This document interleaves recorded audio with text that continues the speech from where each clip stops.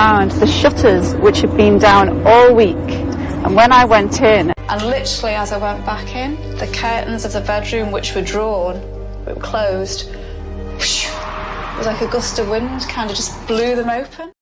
I want you to look carefully at this picture. Closer, please. Closer. Now focus on this part. And now let's listen to Kate's words again.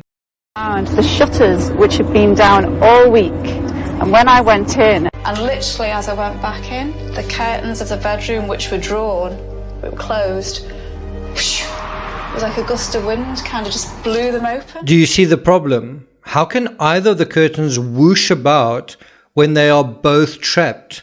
The left curtain by the bed and the right curtain by the chair.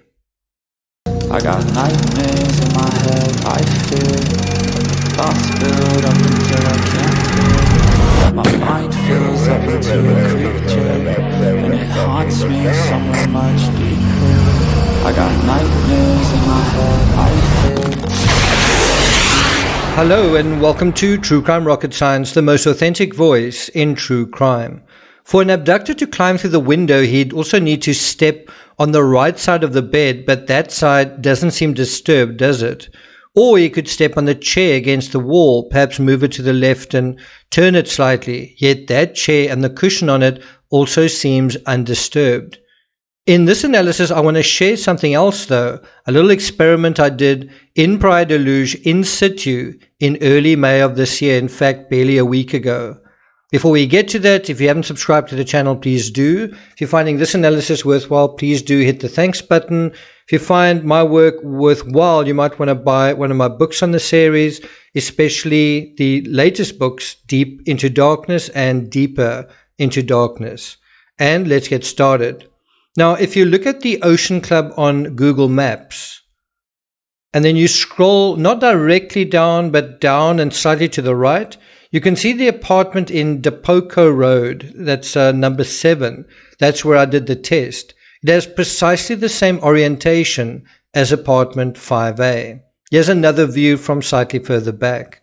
I think we really need to circle the one apartment and circle the other just so it's quite clear. Now, basically, it's only the Baptista supermarket at the lower end of the Ocean Club, the Ocean Club's tapas restaurant, that's sandwiched between the Ocean Club complex and our testing apartment in Depoko Road. Do you see, like 5A, the reenactment apartment has a car park and a rear entrance on the same side. That's the side facing away in the opposite direction to the sea, in other words, on the north side. You'll notice as soon as you open the window, the curtains float inwards. They don't whoosh outwards. The same is true on the opposite side as well. You know, the bedroom facing the sea, equivalent to Madeleine's parents' bedroom. When you open the balcony door of that bedroom, it wants to swing closed in the direction of the sea. So do you see, in reality, the floor plan found on the 9 News site, the site that has the headline, Kate McCann's account of Maddie's open bedroom window, a possible red flag. Well, it ought to be rotated so that it looks like this. Now, the window to Madeleine's bedroom is in the right place, facing the car park. And as soon as you see it with the right orientation, and certainly if you've been in the area and you've sort of walked around, the question kind of arises, really? An intruder is going to get in and out and cross a car park totally visible. You know, you can see someone, if someone was getting in the window, you could literally see them from the adjacent road. Of all the places to break in, I mean, this is probably the likeliest places of all to be seen, to be heard, and to be intercepted. And besides this, there's just open line of sight in all directions. Now, in the appropriately rotated floor plan, we see the top of the image faces away from the sea and the bottom faces towards the pool, the tapas restaurant, and the sea. Only someone who has never been to Praia da Luz would draw it with the orientation used as it's used, which confuses and distorts the reality on the ground. Now, from this orientation, it's clear a magical gust blowing from the stillness inside the apartment out would push open the door if it was whooshing out the curtains. Look at how the door is oriented in terms of the blueprint. But Kate says that the door slammed shut. For the door to slam shut, the curtains had to whoosh inwards as they do in my demo. But you'll notice when Kate role plays the curtains, she gestures that they whoosh outwards. And we really want to look at that in slow motion, just the way she gestures with her arms kind of going out. And I guess that's symbolic for what is being implied happened to Madeleine. If the wind is a symbol, then the reality of the wind blowing inwards, that something was going on inside the apartment, not blowing outside with the wind, well, doesn't that make more sense? One thing this reenactment fails to show is just how cold the air is at night in May. When I was there, every single night I slept with all the windows closed, and on at least 2 nights I even had a heater on. So if a window is open, you're going to feel it before you see it. Another thing that the demo fails to show is the very loud rattling the Ocean Club shutters make when opened. If you are daft enough to try to open the shutters from the outside, the rattling is even worse, louder, longer, and more erratic. When I sat in a vehicle outside Praia de Luz in 2019, I could actually hear Ocean Club shutters closing in various spots of the Ocean Club. And I was sitting there at around about sunset when it starts to get cold, around about 8:30.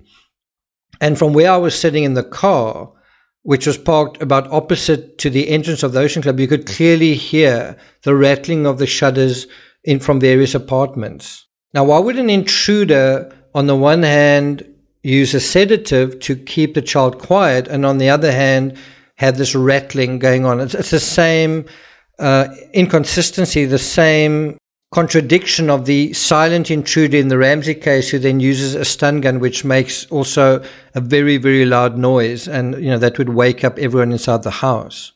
Have a listen.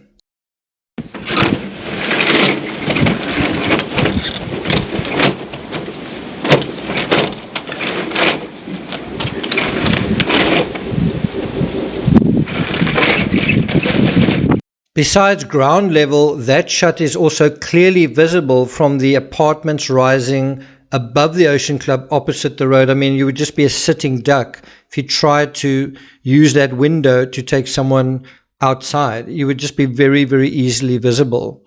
Also, like Jerry, on my first visit to Portugal, I didn't know how the shutters worked, didn't know they worked with belts, like kind of conveyors built into the walls, and I actually almost broke mine trying to force them open, and closing them manually. And that is what Jerry did in his case to the shutters in his bedroom.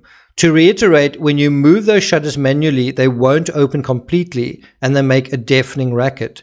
The shutters also have locks on them, so if you have them locked, it's even more asinine trying to get in that way. They lifted fingerprints, not many of them, but a few usable, from the patio doors, the shutter, and the window in the children's room. All of these they sent off to be tested.